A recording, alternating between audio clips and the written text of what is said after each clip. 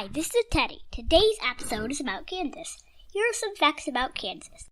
The capital of Kansas is Topeka, and the largest city is Wichita. Kansas is ranked 35th by population with just under 3 million people.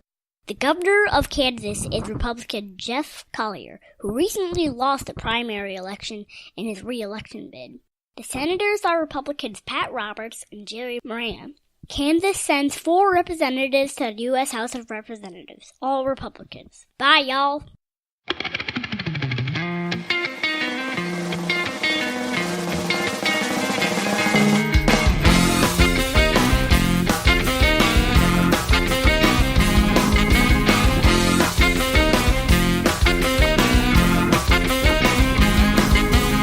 Are you listening?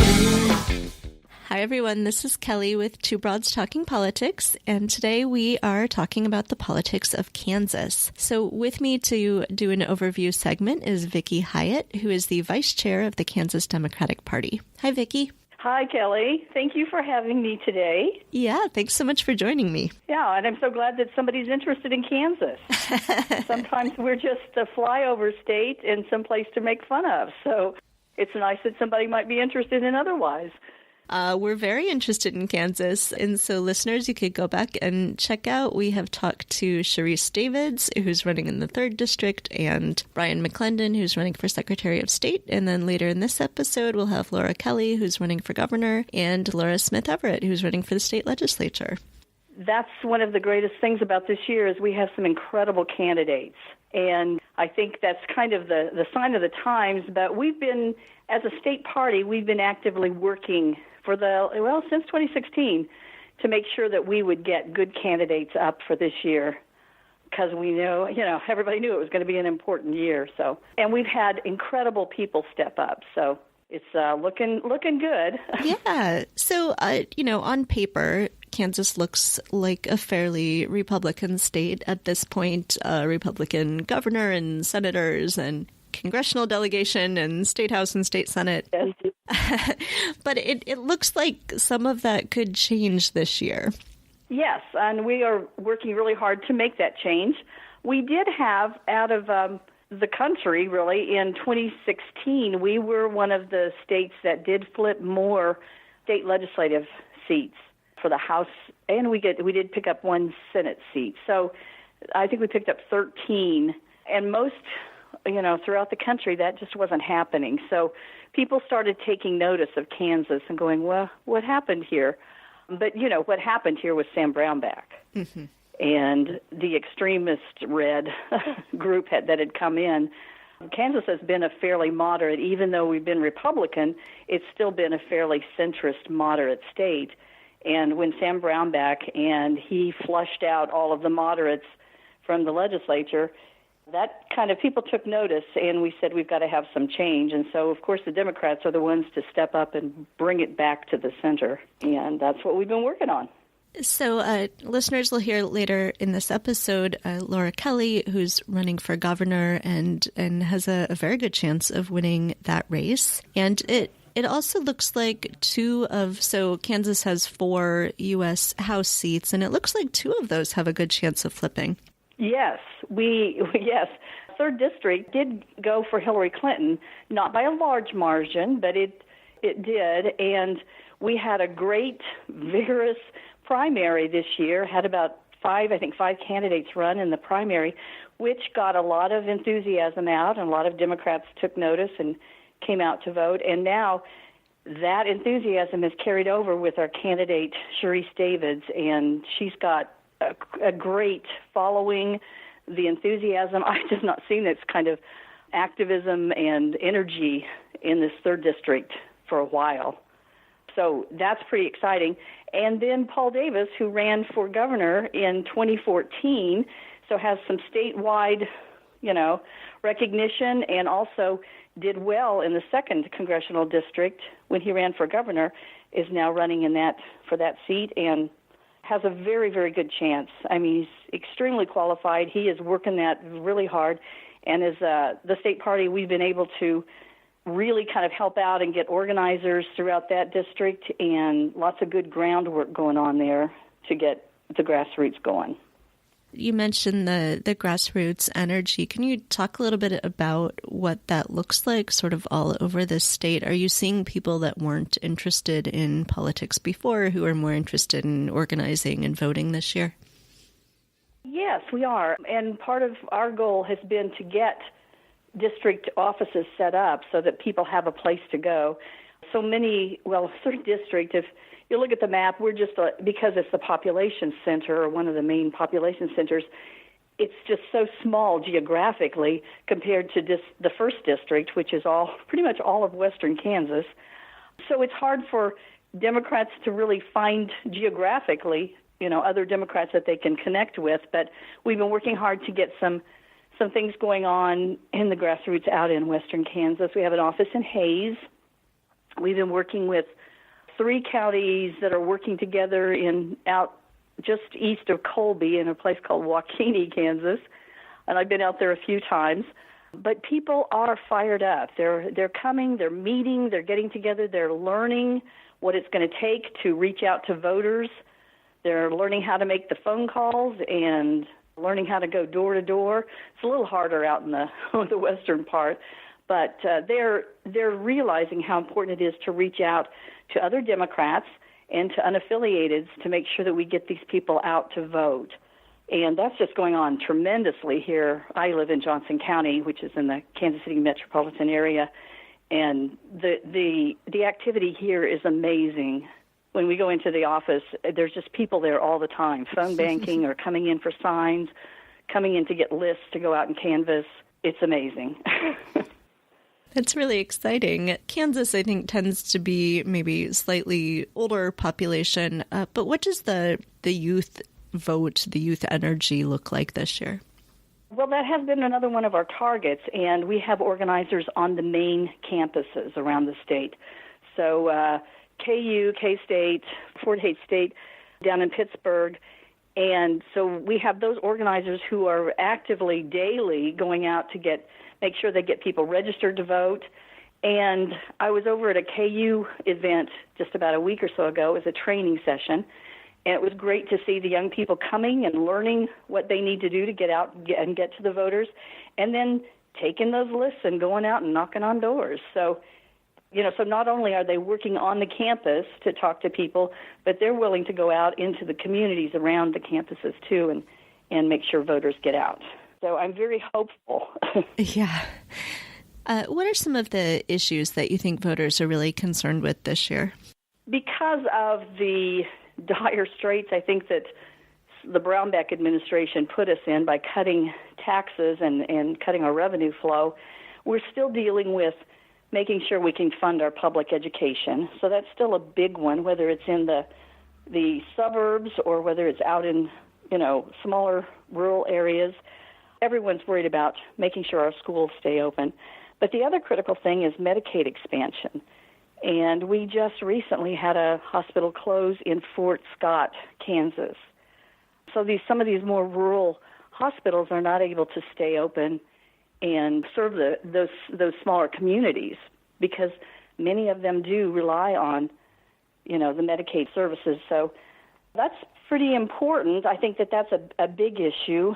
Those two things, and then probably just making sure that we get back to a more stable revenue plan that's fair for people. I think that once it came out that there were actually businesses that weren't having to pay any taxes, people weren't very happy with that. Yeah. So it's about, I think people realize we have to pay taxes. That's the way the state makes their money. And then, but Brownback went from a system of having 3 sources of revenue with the income, sales, and property. He wanted to get rid of the income tax, but that just cut too sharply into the revenue and costs us in keeping our roads up and keeping our schools funded and a lot of services. So those are some big issues. And then I think also just mental health services and making sure that we're providing for some of our neediest in the state. There's been some real problems with people being able to access services through Medicaid, and then also some of our hospitals have had to close. I mean, just the mental facilities. Mm-hmm. people are really starting to see what happens when you cut back on the revenue.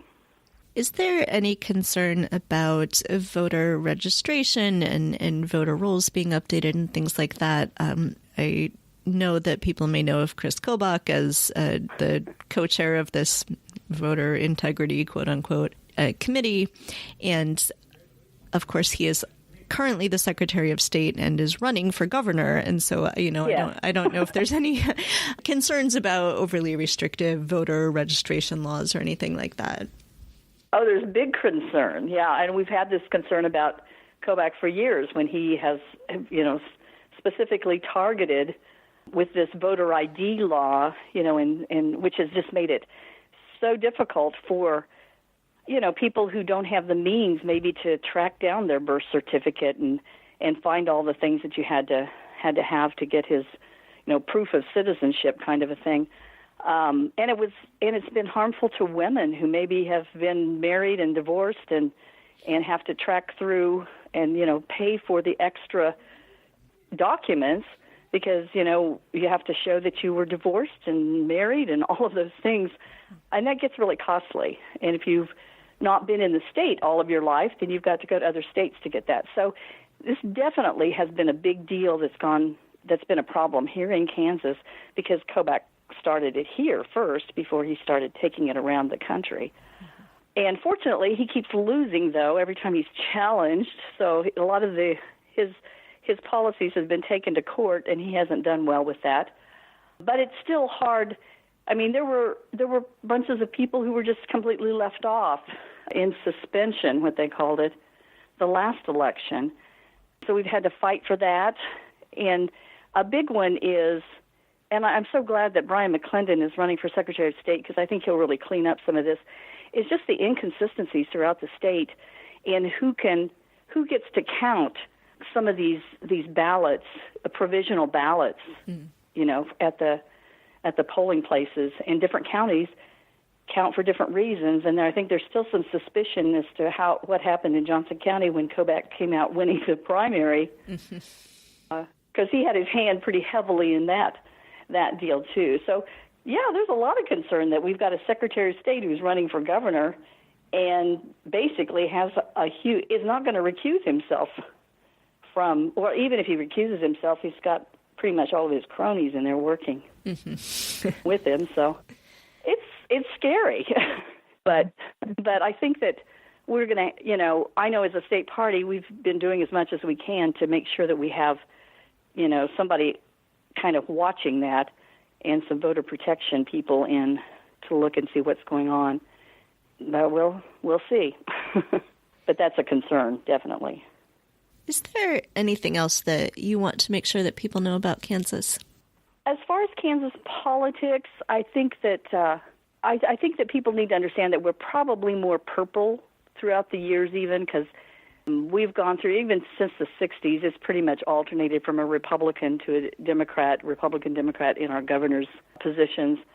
And we really are more centrist, and I think that we really are more common sense than what some of the things that we saw come out of the Brownback administration.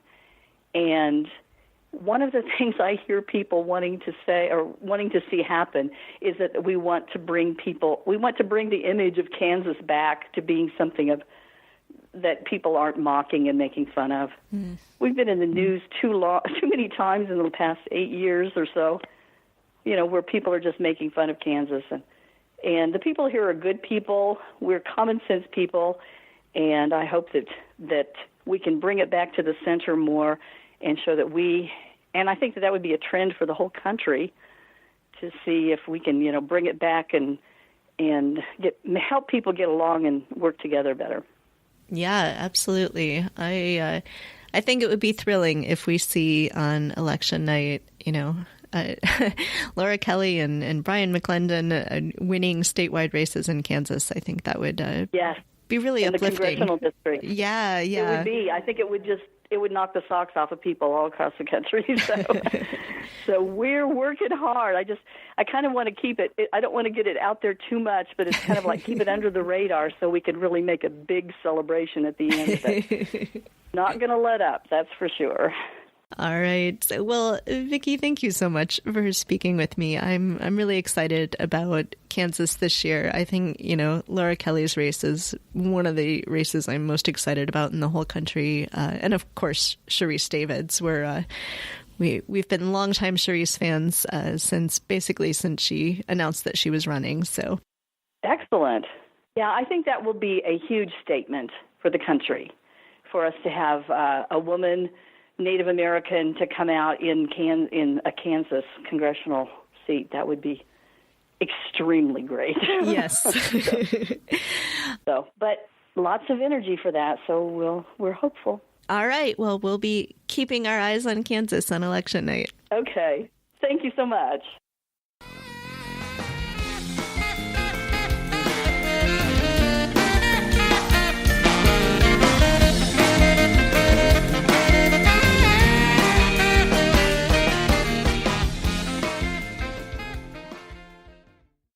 I am here in this segment with Laura Kelly, who is the Democratic nominee for Governor of Kansas. Hi, Laura. Hey, good morning. How are you, Kelly? Great. Thank you so much for joining me. Delighted to be here. So I wonder if you could start with just a little bit of background for our listeners about who you are and why you're running for governor. Okay, well, I am a 32-year resident of the state of Kansas. I actually was born into a military family in New York, spent a lot of my childhood moving around, ended up in Denver, met and married my husband there. When we had our first child, we really both wanted to establish some roots and thought long and hard about where that would be, and decided to come to Kansas. And we did that because, if you want roots, there's no better place than Kansas. There's just a real strong sense of community here. And plus, we had actually world-class public school system, and I wanted my daughters to be able to take advantage of that. And you have been serving in the state Senate? I have. My career actually started in the mental health world. I worked in a psychiatric center for adolescents in New York, and then I worked at National Jewish Hospital for Respiratory and Immune Disease in Denver before coming to Kansas, where then I served 18 years as executive director of the Kansas Recreation and Park Association, representing all the public park and rec agencies across the state and traveling to every corner, every big town, every small town. 14 years ago, I ran for and was elected to the state Senate. I took out an incumbent Republican, and I have enjoyed re-election 3 more times in a heavily Republican district. And so why now are you running to be governor? Interestingly, for probably the same reason I moved to Kansas and the same reason that I ran the first time for the state Senate, our public schools have been under attack. Sam Brownback, a former governor, made the largest cuts to our public school system in our state's history, and they have been decimated. We've got larger class sizes, shorter school years, programs have been cut, teachers have been fleeing the state. We're in a real crisis here, and I'm running to fix the mess. All right. And you have been able to garner endorsements from around the state, not just from Democrats, but from Republicans, too. I have some very high-profile Republicans, including our former governor, Bill Graves, and former U.S. Senator Nancy Kassebaum. And I think that's because for my entire career in the state Senate, I have worked in a bipartisan manner to get good public policy passed. I was actually a math major when I went to college, so I can count. The most Democrats we've ever had in the Senate caucus have been 10. It takes 21 to pass a vote here. Moderate Republicans never had 21 votes either, so we just worked together to get legislation passed that was in the best interests of our state.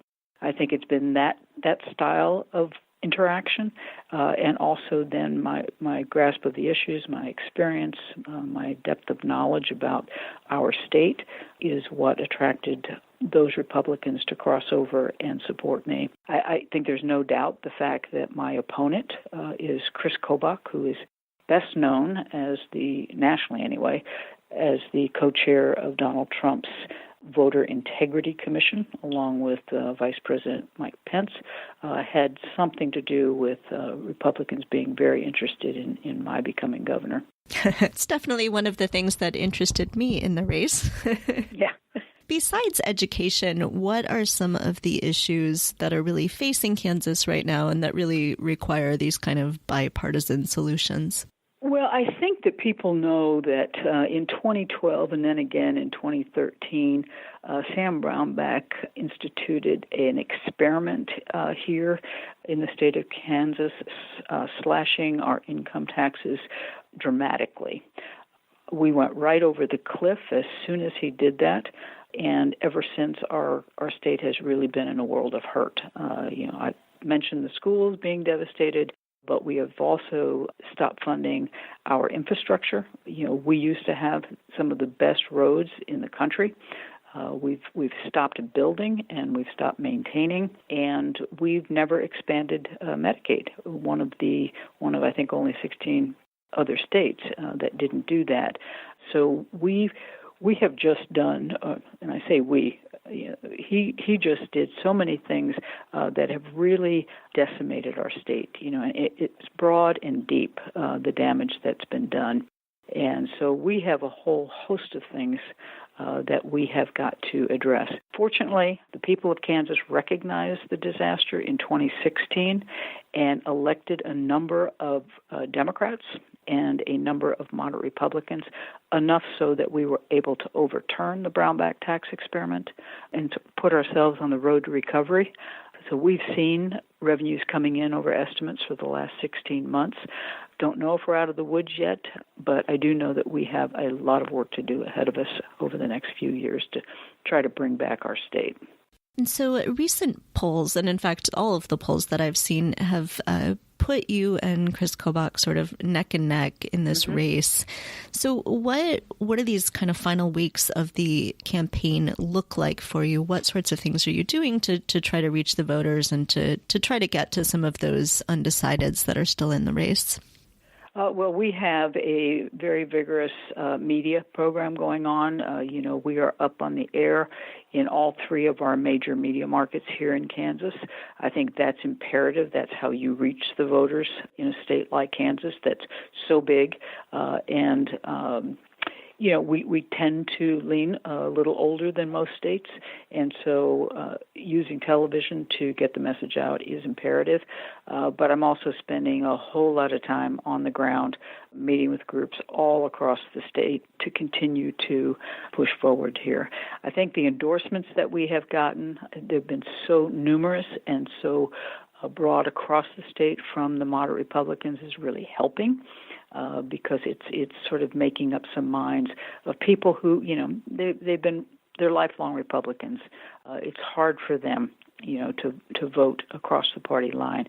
But I think all of the endorsements that I've gotten have convinced them that this is a time when they need to do that. So you mentioned that you're a mother and that one of the reasons you moved to Kansas was for your daughters to help get them into good school systems and have good roots. Can you talk a little bit about, I'm a mother too, as are many of our listeners, and so I'm interested in kind of what being a mother has done for sort of shaping your political views and sort of how you think about campaigning and being in office.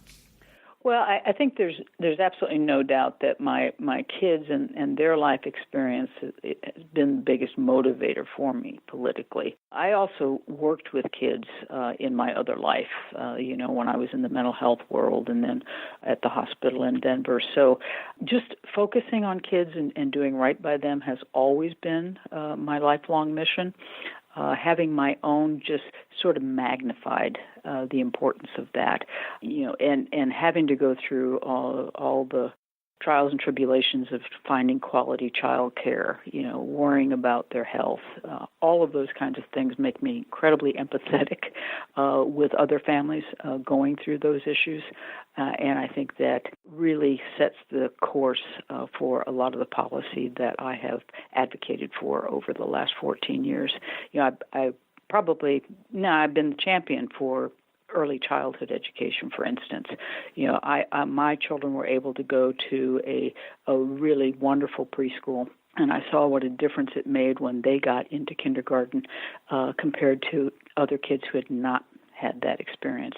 And I want to make sure that all Kansas kids have access to that kind of experience so that when they get to kindergarten, they're ready to learn. It'll save us money as a state. They don't need to go into special education. It'll save us money when they hit their wonder years and they don't go into our juvenile system. So I think having my own kids and knowing what it takes to raise them to be productive, healthy citizens really does dictate a lot of what I think about and what I do as an elected official. Yeah, I think having kids has put so much of what's going on in politics these days sort of really into stark relief, that it's not just about today. It's not just about this moment, but what is the future gonna bring, and what sort of legacy are we gonna leave? Yeah, and I think that's really important. I think too often, politicians who don't think about the future, but only think about the next election, tend not to make the best decisions because, they're looking at short-term gain versus long-term impact. A lot of Kansas, of course, is still very rural. Mm-hmm. Can you talk a little bit about kind of the needs of the rural communities within Kansas and what you'd like to see to help those citizens? I'm very cognizant of the needs of our rural communities. We've actually already put together what we call our Rural Prosperity Plan that is very detailed and very doable, and it focuses on things of paramount importance to our rural communities. Their healthcare system. We have a number of rural hospitals that are on the brink of closure because we've not expanded Medicaid. We have a number of rural communities who don't have highway access, don't have 4-lane highways going into their area, making it impossible for them to attract businesses or keep their own people there. Housing is a huge issue in our rural area. Even if they've got people who want to live there, they don't have any place for them to live. So we have a lot of work to do with that. We've got a plan to address that, and I will be working with experts in that field along with our rural communities. We'll partner and try to help them build upon their assets so that they can continue to thrive or make some tough decisions. We're seeing a record number of women running for office this year, and you're one of a record number of women who've been nominated for governor positions throughout the country. What do you see as the importance of that as a woman who's been in elected office for a while now? What do you think is the importance of having women in leadership positions, and why is it important for positions like governor and state legislature for those positions, for there to be women in those positions? Well, I think diversity in leadership is important, and that would include gender diversity. I think that, folks bring life experiences and different lenses to look at issues, and I think women certainly do. I think women also have a different approach, perhaps, to leadership and sort of getting things done. I can think of an example here very recently in the Kansas legislature when it really was a bipartisan group of women who, got together and, worked diligently to come to a compromise on the repeal of the Brownback tax experiment, for example. Everybody knew that we needed to do it, but nobody could bring it all together and come up with something that people could live with, everybody could live with. So it was really this group of bipartisan women from both the Senate and the House who came together and with their flip charts and whatever else got input and came up with a plan that was eventually passed. And I think it was their willingness to collaborate, to listen, and to compromise that made all the difference.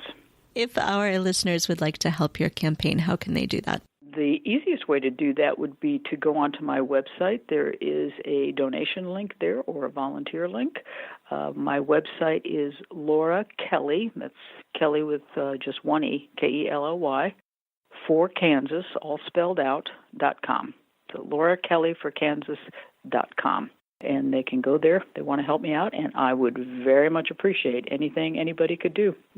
I think actually, this race really does have national implications because we're pretty sure that Chris Kobach has no intention of staying in the governor's office. He wants to use that as a springboard to the national stage and take his voter suppression and his anti-immigrant and all sorts of other unkind policies to the national level. So I hope folks around the country will help me out. Yes, I hope so too. We spoke with Brian McClendon a couple months ago as well, who's running for Secretary of State in Kansas. Brian very well. Yeah, and we'd love to see him get in office as well and be able to sort of turn around elections and voting in Kansas. Yeah, I'm looking forward to working with Brian. Not only on the whole voter issue in our elections issue, but also, our Secretary of State's office is also the business center. That's where all the business filings and whatnot are done. And he's got some great ideas about how to grow our entrepreneurial world here in the state of Kansas. All right. Well, thank you so much for speaking with me. I'm very excited about your race, and I can't wait until you are governor of Kansas.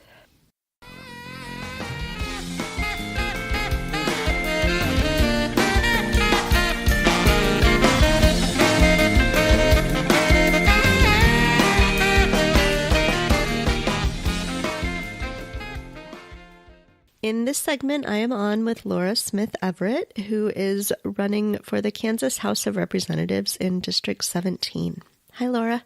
Hi. Thanks so much for joining me. Thank you for having me. Yeah. Can you start by telling us just a little bit about your background and why you're running for the Kansas House this year? Absolutely.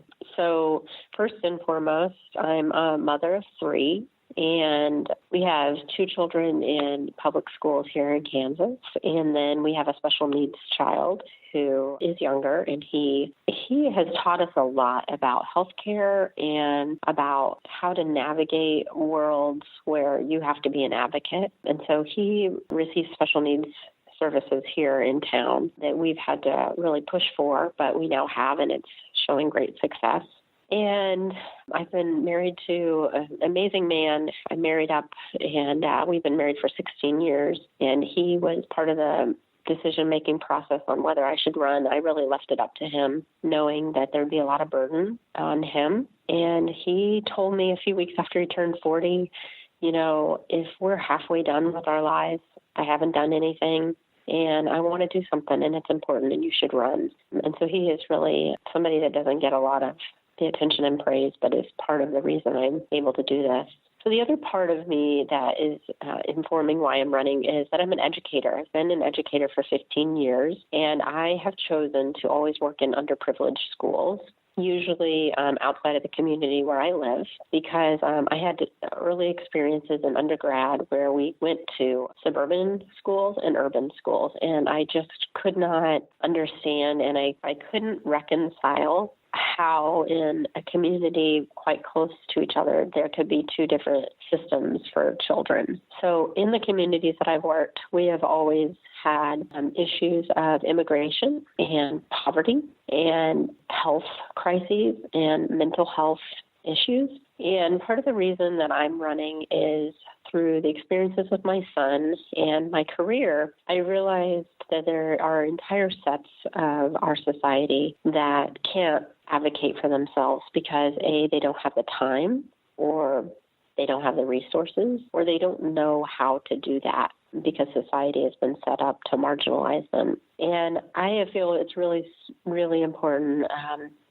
At this juncture in Kansas, we're really in a fragile state of sort of recovering from an era led by Brownback that devastated our economy and really people's belief in the state. And we have the opportunity to turn Kansas in the right direction and to be the state that we once were of moderate governing. And I feel like I'm a candidate and would be a legislator that would bring those voices and perspectives to the State House that we really need. And we need to hear from so that we can guide our policies and legislate with those perspectives in mind. So tell me a little bit about the 17th district. Whereabouts in Kansas is this? Yeah, so we are my district straddles 3 cities. We go we're the northwestern boundaries of Johnson County, which is the biggest and wealthiest county in Kansas. And so we straddle Lake Quivira, Shawnee, and Lenexa. And our boundaries run from Plum, that's spelled P-F-L-U-M, and we go over to 435. So we're kind of like a long, narrow rectangle. And is this in the 3rd congressional district then? Is it within that? Okay. And so we've had Sharice Davids on the podcast before, so our listeners may be familiar with her and the incredible campaign that she's running. And so presumably that has some down ballot, hopefully, effects for you, as well as people get excited to vote for her and also want to vote for you, and also vice versa. Yes. I was on the early Sharice team. We had a really crowded primary, but one of the reasons I was drawn to her is she really takes questions and sees them with nuance and answers in really authentic ways. And that really resonates with me because that's kind of the way I do and I answer things and I think about things. I try to answer and I try to see things from a lot of different perspectives. And Sharice has been such an advocate for groups that we just haven't heard from in Kansas or nationally, and are being told that their voices don't matter. So I've been really excited about her, and I really look forward to working with an excellent woman governor, with Laura Kelly, and being able to do some great stuff with a really middle-of-the-road moderate Democrat here in Kansas, like Laura. So what are you hearing from people as you talk to constituents? You know, what's sort of the mood around your district in terms of, you know, what are the issues that people are concerned with, and how are they responding to your campaign? So the issues that people have brought up on the doorstep, and we've knocked about 8,000 doors.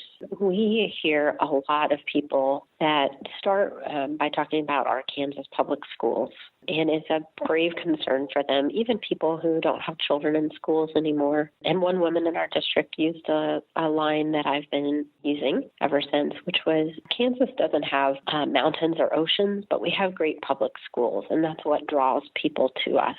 And people feel that very strongly. It's palatable that we have dismantled the core gem of who we are as Kansans. And they really want, there's sort of a sense of quiet, polite Midwest outrage, and that we need to get back to just the moderate people that we were. Extremism from any corner is not welcomed, and people feel very exhausted by the ideological warfare we've been drawn through in my district. After that, the number one thing after we talk about public schools, people go immediately to health care. In our district, we are above the Kansas average, so a more affluent, more educated district than the rest of Kansas. And a lot of them are healthcare professionals. And they've talked about it from both the personal standpoint as well as the professional standpoint, that we are a civilized society that hasn't figured out the basic principles of how to care for one another when health is not always a guarantee. And we should do better, and we can do better. So one of the issues that's come up in regards to state policy is expanding Medicaid. We have not been successful in doing that. It passed in the last 2 years ago in the legislative session, and then it was vetoed by Brownback, and the veto was not able to be overridden by just a few votes, which was devastating for working families in Kansas who are often making minimum wage, and, you know, the cost of rent or mortgage and the cost of childcare, and they're in a coverage gap that means as soon as they get sick, or anyone in their house does, they're looking at personal bankruptcy because they make a little too much but not enough to qualify for other things. And that's not who we are as Kansans. If you would allow me to tell a little story. Sure. My grandmother and grandfather lived in Codell, Kansas for about 15 years. And this is my father's parents. And my grandmother told me this story that when my grandfather, who was a pastor, had just finished with a big church remodeling, he knew that the deacons were going to fire him. And he told his children, the 6 children there, that they would figure out a way, but they weren't going to leave that town. They were committed to the people of that town. And so, indeed, they did fire him. And for several months, the family really struggled to put food on the table for my father and his siblings and to make it.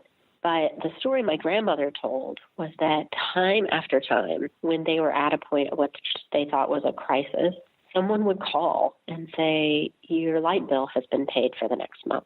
Or my grandmother would come home from a little job that she had found, and there would be a meal on the porch for the family. And each time that they were at a point of crisis, their neighbors in community rallied around them and supported them until they could get on their own. And they did eventually. And all of my dad's siblings speak of that time as a real story of the truth of who Kansans are. We look out for one another. We take care of one another. And there's a lot to be said about getting back to those basic principles that people are really craving. I love that. So I know a few weeks ago, I think you were talking about how you running for office has really affected your kids, and they've been asking really interesting questions and going out canvassing with you. I wondered if you could talk a little bit about that. Yeah, so my children are 11, 5, and 2.5, and they have such great questions. Like, my daughter is the oldest, and she, of course, is thinking about this in bigger global scale. So she got in an argument with a boy on the block who said that if I got elected, I could tell all the kids on the block that they'd have to come home at a certain time. And she's been trying to figure out how in this job, this would be about passing laws, but that it doesn't mean just because I passed the law that it would be put into place. And so I've talked to her about what the governor does and how the governor's role, allows for those things to pass or can stop those things. And, when the primaries were going on, they were so baffled. My 5-year-old, the analogy we kept using at home was teams. We had a red team and a blue team. And so there were a lot of people on each team, and the best player would win, and those would be the people that we would get to vote for in November. And so the kids are constantly, my 5-year-old was saying something the other night, and I recorded it, just about my mommy wants us to all have schools, and no one should have to worry about going to school. That is important because we all need to be very smart. They're absorbing this in their own ways, but what is really cool is the questions that they're asking. The educator in me just gets total delight from the questions that they're asking, big things that they're thinking about and understanding about their own democracy. My daughter is on the strong-willed side, and I know that she's going to do big things when she grows up, and I can't wait to see how this part of our lives will influence that in the direction she chooses to go. So it's been fun. I have got, like I said, a really supportive husband and parents that have done a lot of the background work. But I love to bring my kids with me and go do events and get to talk to people because sometimes their perspective says more than what I could say, Yeah. And I think it's important. I think it's important to have that because it kind of reminds you of like what's really important, from the perspective of a child. If our listeners would like to help support your campaign, how can they do that? Sure. Well, the biggest thing for a challenger like myself is money. Money allows me to send out mail or pay paid canvassers because I still work part-time, allow us to get more door knocking done while I'm at work. So we have a website, and it's just my name. It's www.lauraSmith-Everett.com, and that's LauraSmith-Everett.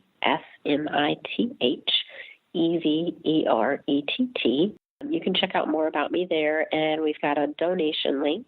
You can also sign up there. If you subscribe to our website, we can get you plugged in. After money, the biggest thing is hands-on volunteers that are willing to talk to voters. We only have 4 weeks left, and so we are trying to get back around to people that we may have talked to in the summer, and they were still deciding between myself and my challenger or phone banking people that we want to make sure that they get to the polls, and any volunteer that is willing to talk to the voters. And I must say, one of the best parts of doing this has been that it's reinstilled my belief in humanity. People are genuinely nice at the door and on the phone. They aren't these aggressive talking heads we see on cable TV or in our media world, social media world, but they're nice and they want to talk to somebody about how to get real change in their communities. And it's not as intimidating as it sounds. So we'd love to take anyone. We always provide training and support, and we would really use it this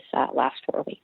All right, excellent. And we'll put a link to your website up on our website as well. So Laura, thank you so much for speaking with me. Listeners, we both have colds, so it'll be a nice sultry segment. But thank you so much. Stay healthy for the next 4 weeks. And I'm really looking forward to your election. And it's so exciting to have the triumvirate of you and Laura Kelly and Sharice Davids that people in your district can vote for all three of you. Yeah, it's a really exciting time, definitely. Well, thank you so much for having me and for constantly spreading the word about candidates like myself. It's so important. We really appreciate it. Thanks for listening to Two Broads Talking Politics. Our theme song is called Are You Listening? Off of the album Elephant Shaped Trees by the band Immunuri, and we're using it with permission of the band. Our logo and other original artwork is by Matthew Weflin and was created for use by this podcast.